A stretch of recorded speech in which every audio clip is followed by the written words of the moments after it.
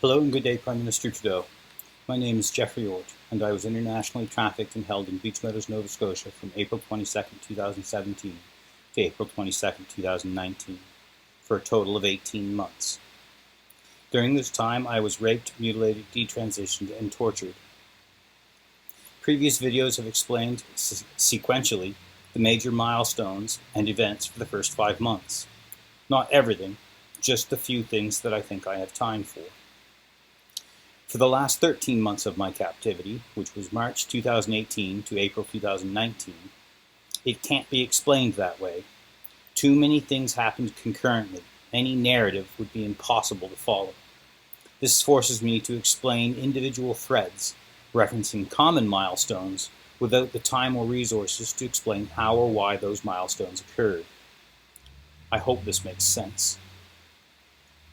From March 2018 to April 2019, Roseanne Williams was torn apart and flayed alive by her sister and her mother.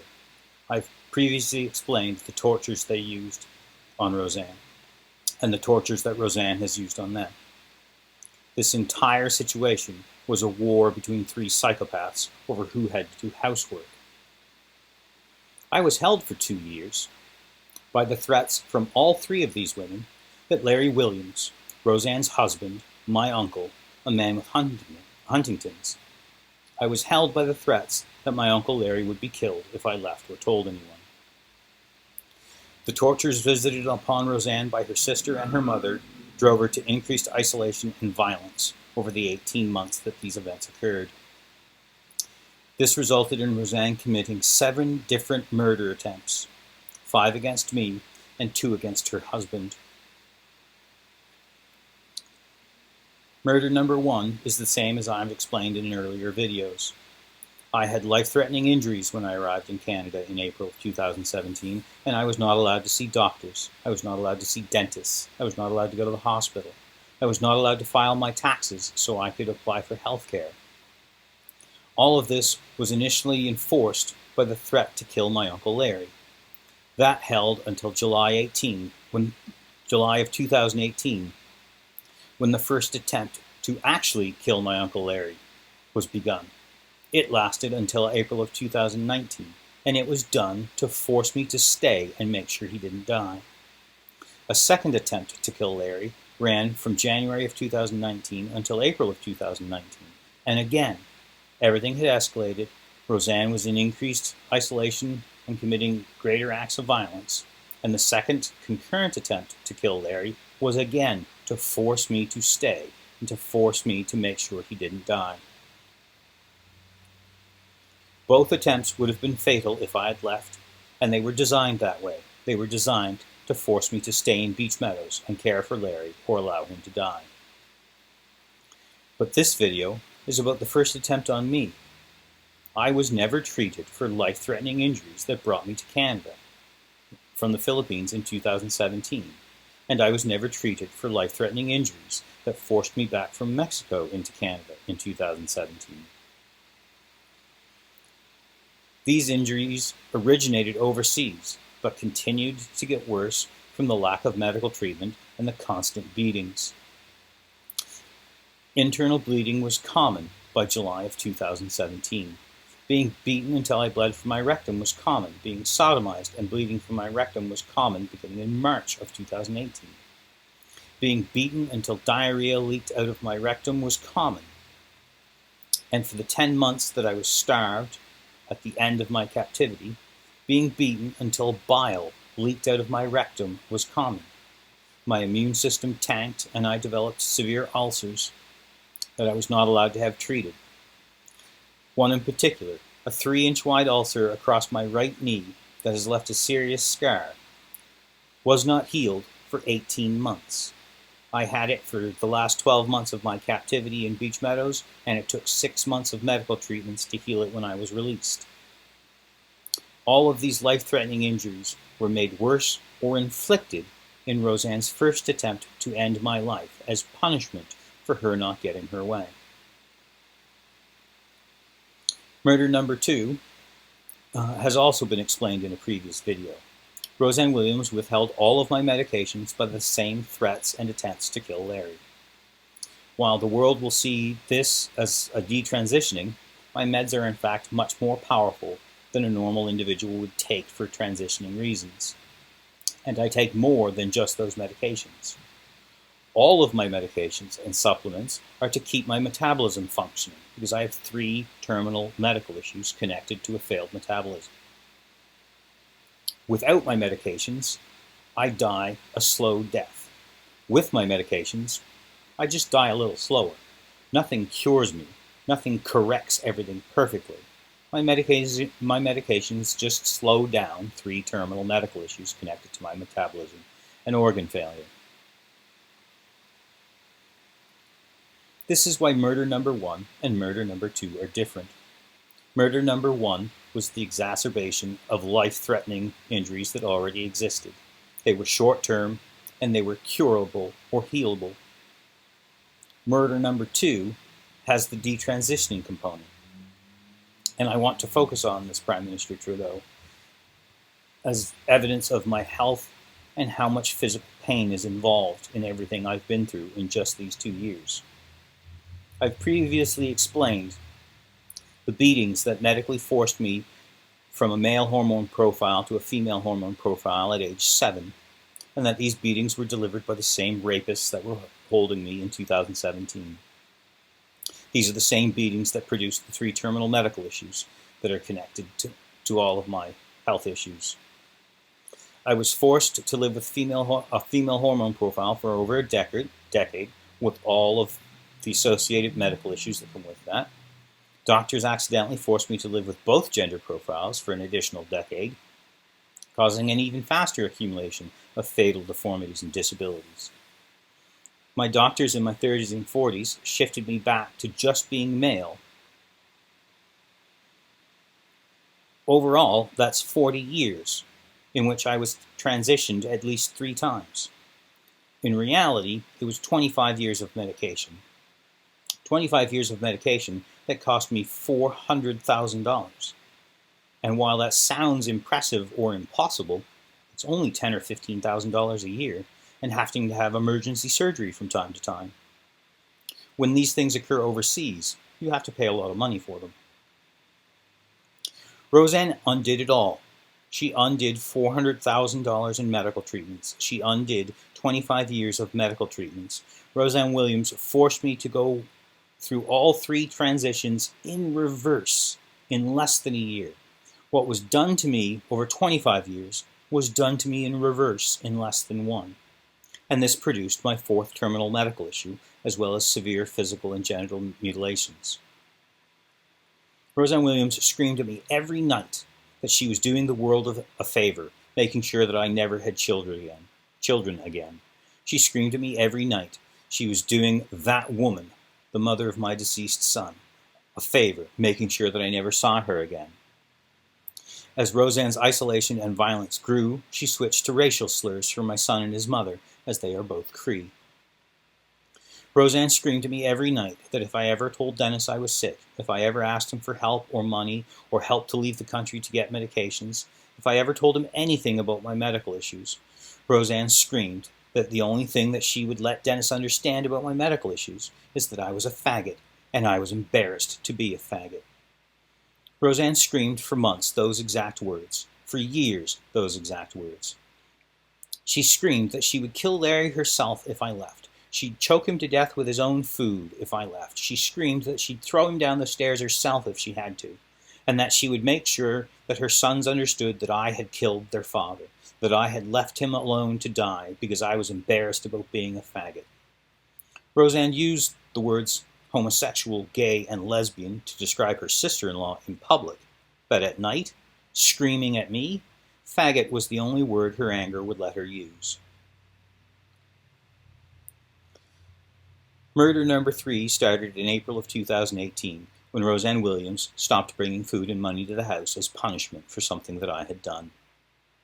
Or something that Larry had done. It's a bit of a complex situation. In April of 2018, as punishment, I was ordered to pay for all of Larry's food and his trips to town, or he would be killed. Roseanne Williams did this, screaming at me that I had to repay her for the money that she had sent to the Philippines. She screamed at me nightly, starting in April of 2018, that she was sick and tired of having to pay for me. In July of 2018, this tactic shifted. Roseanne Williams ordered me to starve Larry. She had gotten into an argument with Larry at the supper table, and Larry had simply told her to fuck off, that she couldn't take his food the way she'd been threatening for a year and a half, that Jeffrey brought him his food, and that Roseanne couldn't take it because she didn't live at the house anymore. Roseanne was sent instantly into a murderous rage, screaming and clawing and beating at Larry, screaming at him that she's going to withhold all of his food, that the only thing he gets is what she says he can have. And Larry continued to eat his supper while I was beaten and Roseanne screamed. That night, for the first time, Roseanne Williams ordered me to starve her husband, and that my rape and mutilations wouldn't stop until I had done so. I told Roseanne no, like I had told her every night at every pause for a year and a half that she was going to prison for everything she was doing. Roseanne continued to scream and order me to starve Larry, screaming at me she'd kill Larry outright if I was seen with anything except the supper she gave me. If I wouldn't starve him, then I didn't get supper either. Roseanne screamed at me every night from July 2018 until I left in April of 2019. That I was only allowed the supper that she gave me and that I didn't deserve that. What Roseanne Williams wasn't expecting is that I starved. I didn't disobey her. I didn't break her rules. She ordered me to starve if I wouldn't starve Larry, so I brought him food every day, and Roseanne Williams got to watch me starve to death in a very short time. From April until August of 2018, I lost over a third of my body weight. I lost an inch in height. Roseanne screamed at me every night that I couldn't have food until I starved Larry. I brought Larry 5 meals every day, as I had all along, because we had learned that this was how he wouldn't choke on his food. 1 meal a day was from Dennis. The other meals were all from the food bank, although no one knew this. Roseanne didn't know where the food was coming from. She would only scream that the rape and mutilations would continue so long as I brought Larry food, and that if I was seen with any food of my own, Larry would be killed. Murder number 3 is Roseanne Williams trying to starve me to death. Murder number 4. I developed my 4th terminal medical issue, fatal seizures, on August 21st or 22nd in 2018, whichever is the Tuesday. I was waiting at the food bank when my first seizure hit. My doctors had warned me my entire life that one of the ends that I was facing would be the accumulation of neurological damage causing permanent seizures, and that these seizures would cause strokes until I died. Murders 1 through 3, starvation, beatings, no medical treatments, no medications, no doctors, no hospitals, all of the damage that Roseanne was doing to my body, all of the damage she was doing to my organs and my nervous system and everything else, produced this 4th fatal terminal medical issue, the same as the first 3 were inflicted when I was a child, through starvation, beatings, and withholding medical treatments.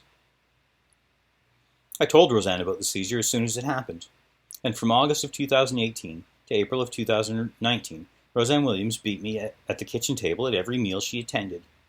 She never said anything about my seizures in front of Dennis or Tammy because it would frighten and upset them too much, but she screamed at me every night that she was doing everything, all of the beatings, all of the starvation, all of the tortures, everything was to trigger my seizures to kill me because I wouldn't listen and I wouldn't do what I was told. Roseanne was partially successful. She triggered seizures on many occasions. I had seizures at the kitchen table in front of everyone, but nobody knew it because I would simply freeze for a few seconds and then come back around, and everyone else was staring at their foods, waiting for the beating to end. I was routinely beaten and sodomized during this time while having seizures or immediately after one. Every night that Roseanne suspected I'd had a seizure, she would be screaming at me that she wouldn't stop if I wouldn't do what I was told, that she would beat me until I seized and stroked like I had at the kitchen table that day. She screamed at me that she didn't care if I died in her house, she didn't care if I died in Wilhelmina's house. Roseanne Williams spent almost a year trying to trigger seizures to kill me as murder number 4. Murder number 5 is likely to be one of the most upsetting for the general public because it's a forced suicide, and I'm not referring to Wilhelmina's suicide attempt in 2017.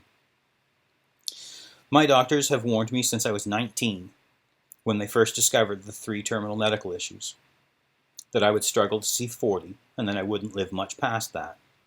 My doctors have warned me my entire life that one of my ends is suicide, that in all likelihood I will take my own life after extended caregiver abuse at the end of my life. Caregiver abuse is someone who slaps you when you wet the bed and they have to change your sheets. That is not what Roseanne was doing to me. Roseanne was committing rape and torture and mutilations, a little bit more severe than caregiver abuse. And she knew this detail about my life. It was one of the first things she threatened me with on April 22, 2017. The very first minute of the very first day of my captivity, Roseanne Williams threatened to torture me until I killed myself, because the doctors had said that was what I was going to do.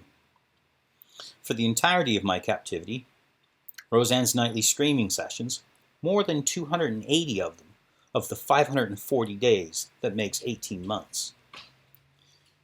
Of all of these screaming sessions, Roseanne had a common refrain, what she would say when she needed to catch her breath or gather her thoughts.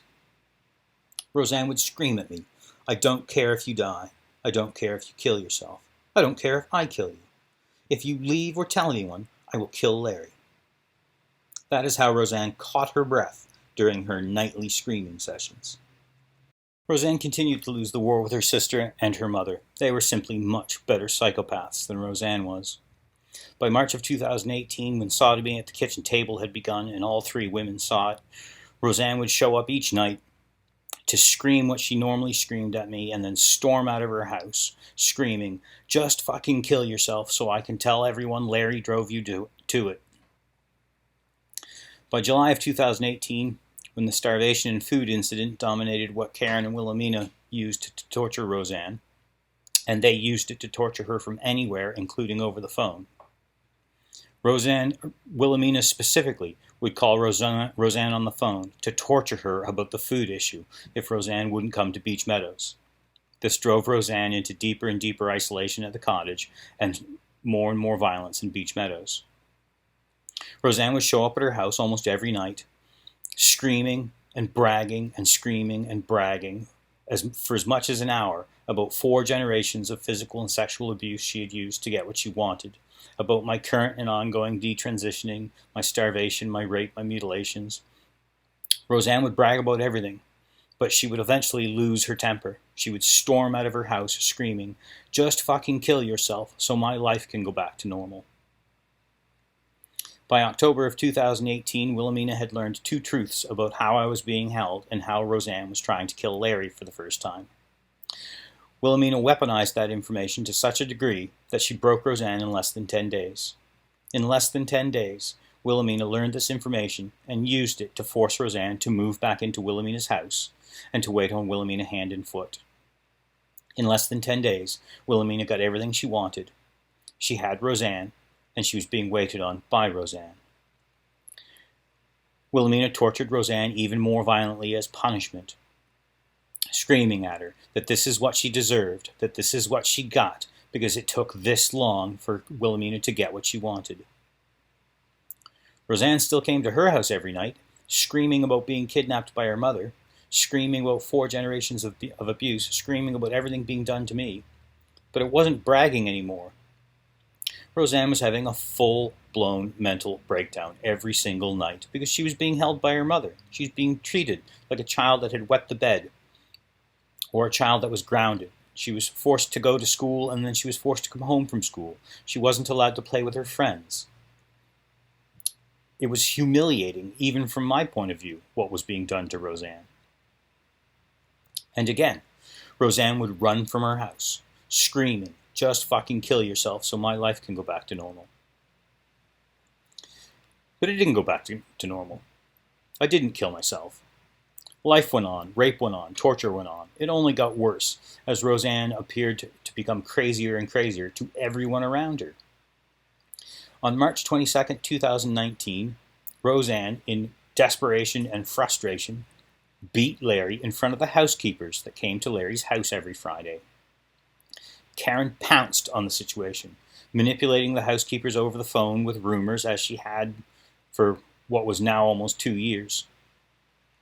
Karen manipulated the housekeepers to such an extent, the rumors were so damaging to Roseanne and to Roseanne's reputation, that even the whisper of the indication that the topic would be brought up would send Roseanne into a frenzied tantrum.